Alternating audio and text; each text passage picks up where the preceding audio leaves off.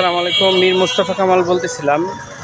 আমি আজকে আসি প্রাচীনকালের একটি রেলের লাইনের উপর দিয়ে একটা ব্রিজ ছিল এখানে।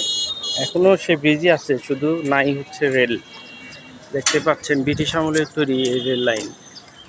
রেল লাইনে এখানে আগে ধারণা করা হয় ব্রিটিশ আমলে ঠিক এই রাস্তা দিয়েই, এই যে যেদিকে দেখতে পাচ্ছেন এখন মানুষজন চলাফেরা করতেছে, এখান থেকে একদম বাংলাদেশের শেষ সীমানা রংপুর, কুড়িগ্রাম, নীলফামারী ওইদিকে এই দিক দিয়েই রেল লাইন যেত আর কি। এটা এখন আমি বর্তমানে আছি সিরাজগঞ্জ জেলায়। এই যে দেখতে পাচ্ছেন ব্রিটিশ আমলে তৈরি 1800 সালের দিকে তৈরি হচ্ছে এই ব্রিজ। এই যে এই কাটা খালের উপরেই ছিল হচ্ছে এই ব্রিজটা তৈরি। এটা একটা পুরো কাটা খাল দেখতে পাচ্ছেন। এই যে সুন্দর শৈল্পিক নকশা।